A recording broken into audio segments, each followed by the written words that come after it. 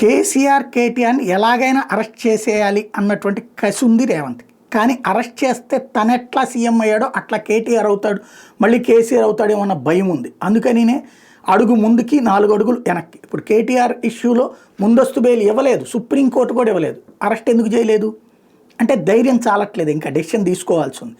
అదే సందర్భంలో ఇటు కేసీఆర్ని ఫోన్ ట్యాపింగ్ కేసులో అరెస్ట్ చేయాలంటే ధైర్యం చాలట్లేదు. ఇంకా ఇంకా ఇంకా ఆధారాలు అన్నటువంటి పాయింట్. తాజాగా ఫోన్ ట్యాపింగ్ కేసులో ఇంకొక అడుగు ఏంటి అంటే ఎస్ఐబి మాజీ చీఫ్ ప్రభాకర్ రావు, శ్రవణ్ రావు ఇద్దరిని భారత్కి రప్పించేందుకు అధికారులు ప్రయత్నాలు చేస్తున్నారట. నేరస్తుల అప్పగింత అస్త్రం ప్రయోగించబోతున్నారట పోలీసులు. కరడుగట్టి నేరస్తులను అప్పగించే విషయంలో భారత్ అమెరికా మధ్య ఒప్పందం ఉన్నటువంటి నేపథ్యంలో సిఐడి విభాగం కేంద్రానికి ఒక నివేదిక పంపుతుందంట. ఆ నివేదికని అమెరికాకి పంపిస్తారట విదేశీ వ్యవహారాల శాఖ.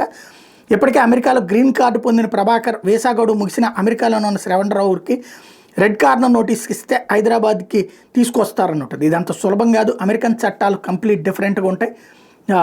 దీన్ని అడ్డు పెట్టుకుని, వీళ్ళు ఇచ్చిన రెడ్ కార్నర్ నోటీస్ని అడ్డం పెట్టుకుని రేపు పొద్దున ఆయన ఏకంగా అక్కడ ఇది కూడా పొందొచ్చు, ఇది సభ్యత్వాన్ని కూడా పొందేటటువంటి అవకాశం, ఇది పౌరసత్వం కూడా, శరణార్థిగా పౌరసత్వం పొందే అవకాశం ఉంటుంది. అక్కడ రాజకీయ కక్ష సాధింపుల్ని వేరే కోణంలో చూస్తారు, అది రాజకీయ కక్ష సాధింపులుగానే చూస్తారు ఇట్లాంటి వాటిని. కాబట్టి ఏం జరుగుద్దో చూడాలి.